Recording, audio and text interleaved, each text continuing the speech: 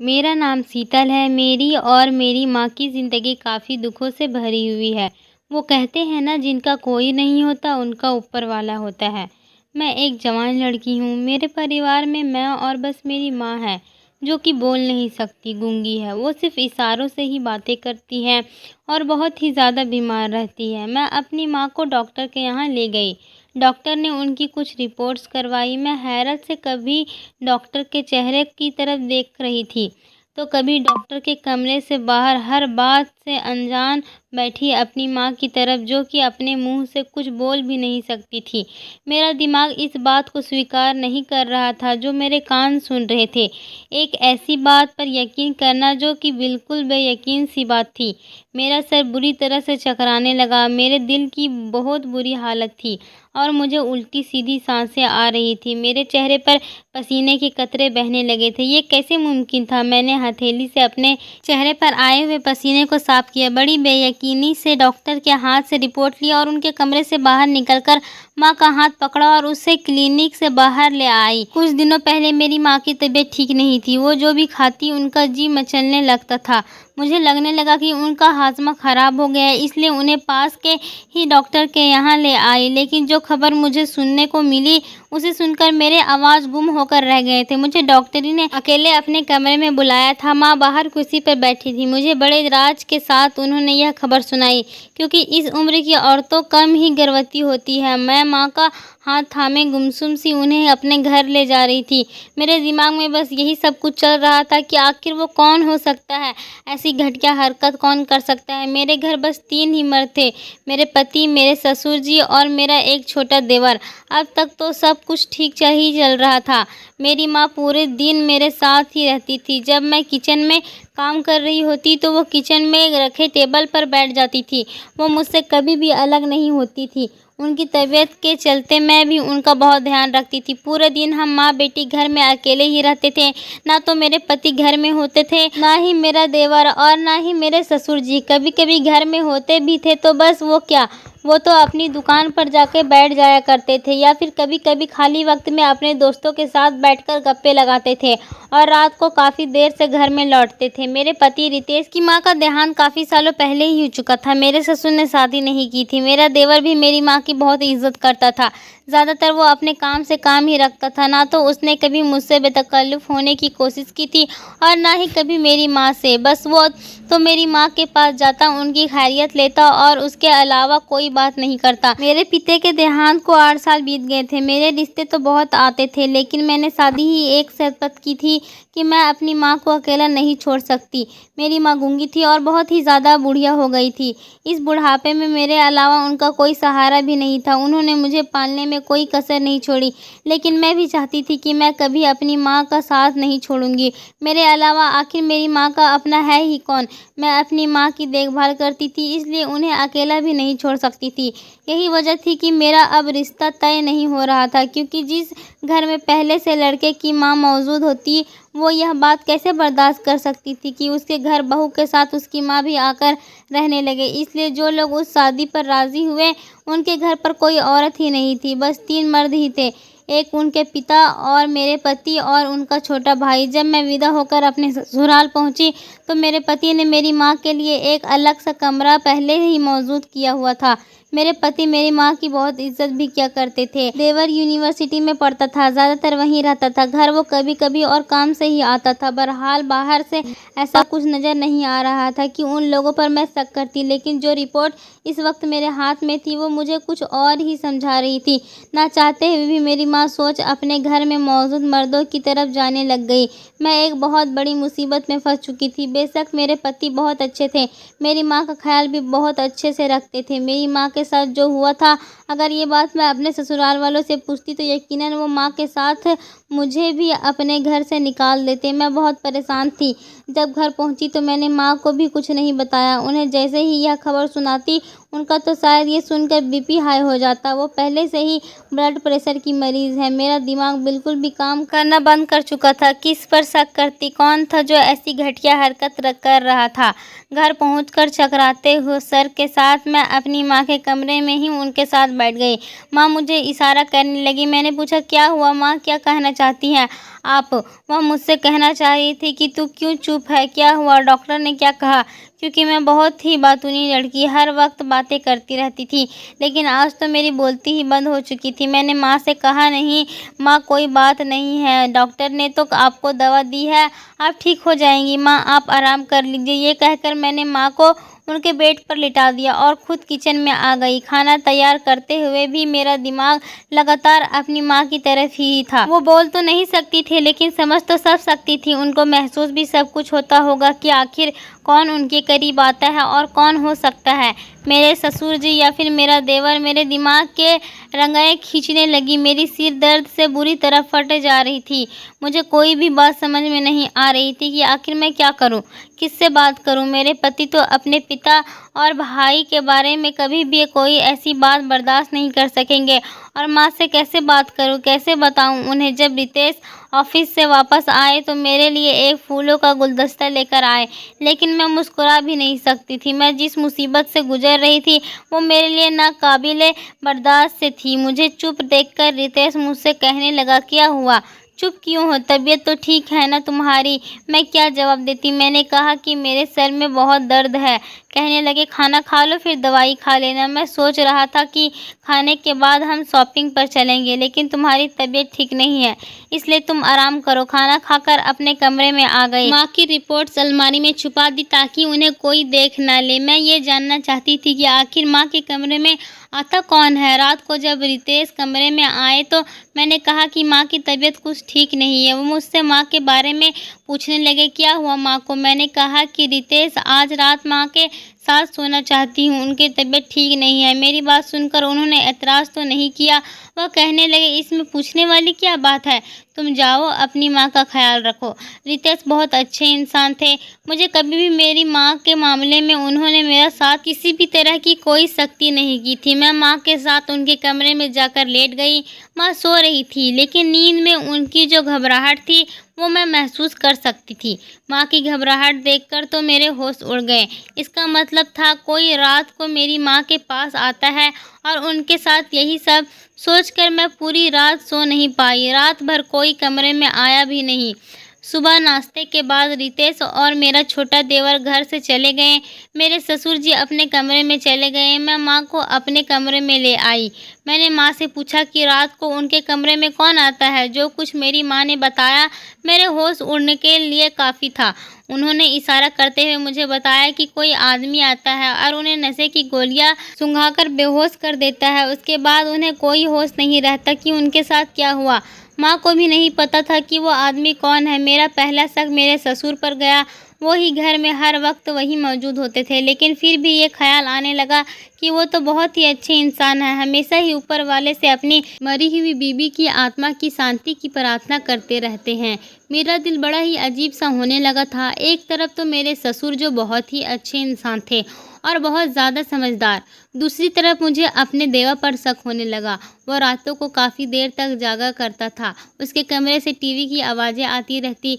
एक बार वो मुझसे कहने लगा कि आप बिल्कुल अपनी माँ पर गई हो, आपकी माँ बहुत खूबसूरत है, आपकी माँ ही नहीं बल्कि आपकी बड़ी बहन लगती है। ये बात उन्हें मेरी शादी के शुरू के दिनों में ही की थी। मैंने हंसकर टाल दी थी, लेकिन अब दिमाग में आते ही मेरे अंदर एक आग से जलने लगी थी और ये सब बातें मुझे नाकाबिले बर्दाश्त थी। कोई मेरी माँ को बेहोश करके उनके साथ ज़बरदस्ती करता। मेरी माँ को महसूस होता था कि उनके साथ कुछ गलत काम किए जा रहे हैं, लेकिन वो बेहोशी में होती थी। मेरे लिए ये बात एक नाकाबिले बर्दाश्त सी हो गई थी। उस शख्स को, एक गूंगी और बीमार औरत को अपनी हवस का निशाना बनाते हुए शर्म तक नहीं आती थी। मेरी बेबसी ये थी कि अगर मैं आवाज़ उठाती तो तलाक का दाग मुझे मिल जाता। रितेश लाख अच्छे सही, लेकिन अपने पति और भाई के खिलाफ वो कोई बात नहीं सुन सकेंगे, ना ही उनके खिलाफ कोई बात मानेंगे, क्योंकि जितनी वो मेरी माँ की इज्जत करते थे उतनी ही वो अपने पिताजी की भी सेवा करते थे। वैसे तो मेरे ससुर जी भी मेरी माँ को बहन जी कहते थे। मेरे सामने तो उन्होंने कभी नज़र उठाकर भी मेरी माँ की तरफ नहीं देखा था। लेकिन जो कुछ वो शराफ़त की आड़ में कर रहे थे वो बहुत घटिया काम था। मुझे अपने ससुर पर गुस्सा आने लगा। मुझे याद आने लगा जब मैं काम करती थी तो माँ मेरे साथ साथ किचन में होती थी। मेरे ससुर कभी किचन में आकर मुझसे कहने लगते कि मैं उनके कमरे की चादर बदल दूँ। मैं किचन से निकलकर उन्हें कमरे में जाती थी। जब उनके कमरे की सफाई करके वापस आती तो वो किचन में अपने लिए चाय बना रहे होते। जब मैं किचन में आती तो कहते, मैंने सोचा तुम थक गई होगी इसलिए मैंने चाय खुद ही बना ली। तो वो मुझे मुस्कुराकर देखकर अपना कप उठाए किचन से निकल जाते। उस वक्त तो मुझे ये बात आम सी लगी थी, लेकिन अब तो हर आम सी बात पर मुझे शक होने लगा था। एक बार वो बाज़ार से मेरे लिए फल लेकर आए तो 1 किलो अलग से मुझे पकड़ा दिया और कहने लगे, तुम्हारी माँ काफ़ी कमज़ोर होती जा रही है। तुम शायद झिझक की वजह से उनके लिए कुछ मंगवाती नहीं होगी, इसलिए सब कुछ उन्हें दे देना। उस वक्त भी मुझे ऐसा लगा कि वो मेरी माँ का एहसास कर रहे हैं। मेरी रात में आँख खुली तो मैंने देखा कि रितेश कमरे में नहीं थे। फिर काफ़ी देर बाद वो कमरे में आए तो मैंने पूछा कि आप कहाँ गए थे? तो वो कहने लगते हैं कि मुझे सिगरेट पीने की आदत है। रात को जब पिताजी गहरी नींद में सो जाते हैं तभी मैं छत पर जाकर सिगरेट पी लेता हूँ, वरना पिताजी को फ़ौरन सिगरेट की बुआ आ जाती है तो वो मुझे डांटते हैं। मैं मुस्कुराकर कहती कि वो आपके फ़ायदे की ही बात करते हैं, वो मामूली सी बातें जो आम घरों में हो जाती है। मुझे उन सब बातों पर शक होने लगा था। मेरी माँ उस उम्र में एक बहुत बड़ी परेशानी में पड़ चुकी थी। वो एक ऐसी तकलीफ़ में थी जिससे वो अनजान थी और मेरे लिए हर पल परेशानी भरा गुजर रहा था। मैं कैसे अपनी माँ को ये सब सच बताती जो मैं डॉक्टर से सुनकर आ रही थी। ना ही बोल सकती थी और ना ही अपनी परेशानी किसी को बता सकती थी। ना भी बताती तो ये बात कौन सी छुपी रह सकती थी। वो बाहर से तो चुप थी लेकिन अंदर कितनी परेशान और तकलीफ़ से गुजर रही थी मैं भी जानती थी। अब मैं रोज़ रितेश से बहाना बनाती कि माँ की तबीयत ठीक नहीं है, मैं अपनी माँ के पास सोने जा रही हूँ। रात भर मुझे उसी शख्स का इंतज़ार रहता था जो मेरी माँ को इतनी परेशानियाँ देता था। कुछ दिन तो रितेश चुप रहे लेकिन उसके बाद मुँह से तो कभी उन्होंने कुछ नहीं कहा था, लेकिन वो मुझसे कुछ उखड़े उखड़े से रहने लगे थे। उनकी नज़रों में मेरे लिए शिकायतें नज़र आ रही थी। हमारी शादी को कुछ ही महीने गुजरे थे और मुझसे बहुत मोहब्बत करते थे। दिन भर वो ऑफिस में गुजारा करते तो रात को वो कुछ वक्त मेरे साथ बिताना चाहते थे, लेकिन मैं खुद जिस दिमागी उलझन की शिकार थी मुझे रितेश की इस ख्वाहिश का भी एहसास नहीं था और अब तो मैं उनके काम करना भी भूल जाती थी। रात को रितेश के कपड़े भी प्रेस करना भूल गई थी। वो पहले ही मुझसे उखड़े थे, फिर वो सुबह ऑफिस के लिए लेट हो गए तो गुस्से के मारे खुद ही अपने कपड़े प्रेस करने लगे। जब मैंने कपड़े प्रेस करने के लिए कहा तो मुझे गुस्से में आकर बोले कि तुम बस अपनी माँ की ही सेवा किया करो, तुम्हारे लिए बस एक वही ज़रूरी काम है। वो इस वक्त इतने गुस्से में थे कि मेरी कोई बात नहीं सुन रहे थे। मैंने कहा कि नाश्ता कैसा बना है, तभी वो बिना नाश्ता किया ऑफिस चले गए। मैं अपनी माँ की वजह से बहुत परेशान थी। इस पर रितेश का रवैया देखकर और भी ज़्यादा टेंशन में आ गई थी। मैं अपने कमरे में बैठकर रोने लगी। रात को रितेश का मूड बहुत ही ख़राब था, इसलिए मैंने माँ के कमरे में जाने के लिए पूछा ही नहीं। रितेश से अपनी गलती की माफ़ी मैंने पहले ही की थी, मगर वो कहने लगे कि माफ़ी मांगकर मुझे शर्मिंदा मत करो, तुम्हें समझना चाहिए मुझे पूरे दिन तुमसे बात करने का भी मौका नहीं मिलता और रात को जब मैं तुमसे बात करने की कोशिश करता हूँ तब तुम्हारे पास मेरे लिए समय ही नहीं होता।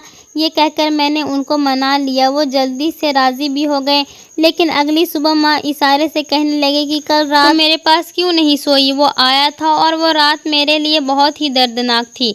माँ मेरे साथ गले लगकर रोने लगी थी। मेरा दिल तो कट कर ही रह गया था कि मैं इस शख्स का क्या करूं। मेरे आंसू बहने लगे थे। कौन था जो ये सब कुछ कर रहा था? ना मेरा इस शहर में कोई रिश्तेदार था, ना ही कोई अपना जिस पर मैं भरोसा करके अपनी माँ को छोड़ देती, और वो बोल भी नहीं सकती थी। मैं उनके रहने का अलग बंदोबस्त कर देती, लेकिन वो एक मजबूर सी औरत थी। उन्हें वॉशरूम भी मैं ही लेकर जाती। बुढ़ापे के कारण उन्हें चलने में भी बहुत दिक्कत आती थी। मैं अभी इस उलझन से नहीं निकल सकती थी कि क्या करूं और क्या नहीं करूं। एक बार मुझे माँ के कमरे से कुछ अजीब सी आवाज़ें आने लगी, जैसे कोई सामान फेंक रहा हो। मैं हड़बड़ा कर उठी। मैंने बराबर में देखा तो मैं जब मेरी कमरे में मौजूद नहीं थी। मैं उठकर फटाफट बाहर निकली तो मेरा देवर माँ के कमरे में था और माँ कुछ कहने की कोशिश कर रही थी। वो इतनी घबराई हुई थी कि मैं उनकी बात समझ नहीं पा रही थी। बस माँ दाएं बाएं अपने हाथ हिलाए जा रही थी, जैसे किसी को अपने आप से छुड़वाने की कोशिश कर रही थी। मेरा देवर मेरी माँ के बेटे से थोड़ी दूरी पर खड़ा था। मुझे देखकर वो भी घबरा गया। मुझसे ऐसा लगा कि शायद माँ की इस हालत की जिम्मेदारी वही है। मैंने गुस्से में उसके पास जाकर उसका गिरेबान पकड़ा और उसको झंझोर कर रख दिया। मैंने कहा कि तुम्हें शर्म नहीं आती मेरी माँ के साथ ऐसी घटिया हरकत करते हुए? उसके तो रंगत ही बदल गई। कहने लगा, भाभी आपकी ये क्या बोल रही है? पागल हो गई है क्या आप? मैं तो आपकी माँ को देखने के लिए आया था कि कमरे में से कैसी आवाज़ें आ रही हैं। मैंने कहा कि तुम झूठ बोल रहे हो, मुझे देखकर बहाने बना रहे हो। तुम रोज़ मेरी माँ को हवस का निशाना बनाते हो। मेरे चिल्लाने पर मेरे ससुर और पति दोनों वहाँ पहुँच गए। मेरा देवर अपना गिरेबान मुझसे छुड़वाने की कोशिश कर रहा था। मेरे पति भी मेरे पास आकर खड़े हो गए। मेरा देवर भी उस वक्त गुस्से में भटक रहा था। कहने लगा कि आपकी माँ मेरी माँ के जैसी है, आपको शर्म आनी चाहिए ऐसा इल्ज़ाम मुझ पर लगाते हुए। मैं तो सो रहा था। आपकी माँ के कमरे से कुछ गिरने की आवाज़ सुनकर मैं यहाँ दौड़ा चला आया। अभी मैं उनसे पूछने ही वाला था कि इतने में आप चली आई। मैंने उससे कहा कि नहीं, तुम झूठ बोल रहे हो। मेरे पति मैंने मेरे हाथ से देवर का गिरबान छुड़ाया और मुझ पर भड़क उठे। कहने लगे कि तुमने इतनी रात को क्या तमाशा लगा रखा है? रात के इस वक्त तुम इतना क्यों चिल्ला रही हो? आसपास के पड़ोसी क्या सोचेंगे हमारे बारे में? रितेश की बात को नज़रअंदाज करके मैं कहने लगी कि आपका भाई अच्छा लड़का नहीं है। ये रोज़ रात को मेरी माँ को बेहोश करके उनके साथ मेरी बात अभी यहीं पहुँची थी कि रितेश ने मेरे गाल पर एक बहुत ज़ोरदार तमाचा दे मारा। मैं दूर जाकर गिरी। रितेश ने कहा, क्या बकवास कर रही हो तुम? जो तुम्हारे मुंह में आएगा तुम बोल दोगी। तुम होती कौन हो मेरे भाई पर इल्ज़ाम लगाने वाली? मेरे ससुर भी बहुत गुस्से में आ गए। कहने लगे, एक तो हमने इसकी सगी माँ को बेसहारा समझकर, बहन समझकर अपने घर में रखा और ये एहसान फरामोश मेरी ही बेटे पर इल्ज़ाम लगा रही है। आखिर वही हुआ जिसका मुझे डर था। मेरा घर टूट रहा था। मुझे रितेश ने कहा कि मेरी माँ इस घर में अब नहीं रह सकती, मैं उनका कहीं और इंतज़ाम कर दूं। मैं पहले ही इन बातों से बहुत परेशान हो गई थी। अपनी माँ को लेकर कहाँ जाती? अपना घर मैंने शादी से पहले ही किराए पर दे दिया था। इतनी जल्दी तो वो भी खाली नहीं हो सकता था। मैं इस कदर परेशान हो गई थी कि चक्कर खाकर गिर गई। जब मुझे होश आया, रितेश मेरे पास ही खड़े हुए थे। वो बहुत ही गुस्से में नजर आ रहे थे। मुझे ड्रिप लगी हुई थी। डॉक्टर रितेश को मेरा ख्याल रखने की बात कह रही थी। वो बिल्कुल खामोश थे। मेरे ड्रिप खत्म होते ही वो लोग मुझे घर ले आए। मुझे कमरे में ले जाकर बैठा दिया गया। खुद भी मेरे सामने बैठकर कहने लगे कि जो घटिया इल्ज़ाम तुमने मेरे भाई पर लगाया है, अगर तुम अपनी माँ का इंतज़ाम नहीं करती हो तो मैं तुम्हें रात को ही तलाक देकर तुम्हें घर से निकाल देता। लेकिन तुम बेहोश होकर गिर गई थी और इंसानियत के नाते मैं तुम्हें अस्पताल ले आया। लेकिन जो खबर मुझे तुम्हारे हॉस्पिटल से जाने के बाद डॉक्टर से सुनने को मिला, उसके मुताबिक मैं तुम्हें अब कभी भी नहीं छोड़ सकता। तुम मेरे बच्चे की माँ बनने वाली हो। मैं उनकी बात सुनकर सोच में पड़ गई। मुझे ये सब सुनकर खुशी भी बहुत हुई कि मैं बच्चे की माँ बनने वाली हूँ। यह मेरे लिए बहुत बड़ी खुशखबरी थी। लेकिन जिन हालात से मुझे गुजरना पड़ रहा था, मुझे समझ नहीं आ रहा था कि मुझे खुश होना चाहिए या फिर अपनी किस्मत पर रोना चाहिए। मेरे आंसू बहने लगे। मैं अपनी तकलीफ के हाथों थक चुकी थी। रितेश की बात अभी जारी थी। वो कहने लगे, देखो शीतल, मैं तुम्हें बहुत चाहता हूँ, तुम्हारी माँ की भी बहुत इज्जत करता हूँ। हमारे पिता ने हमें औरत की इज्जत करना सिखाया है। मोहल्ले भर में कभी हमारी ऐसी कोई बात सुनने को नहीं मिली। जो इल्ज़ाम तुमने मेरे भाई पर लगाया है वो निहायत बेहुदा है। बेहतर यही होगा कि तुम उससे माफ़ी मांग लो। पिताजी बहुत गुस्से में है। अगर तुमने माफ़ी नहीं मांगी तो तुम्हारी माँ यहाँ नहीं रह सकेगी। अब तुम सोच लो कि तुम्हें क्या करना है। मुझे तो ये सोचकर हैरत हुई कि तुमने ऐसा सोच भी कैसे लिया। वो मुझे ताज्जुब से देख कर रह रहे थे। मैंने उठकर अपनी माँ की रिपोर्ट रितेश के सामने रख दी और रोने लगी। रितेश ने चौंकते हुए उस रिपोर्ट को अपने हाथ में लिया और खोलकर पढ़ने लगा।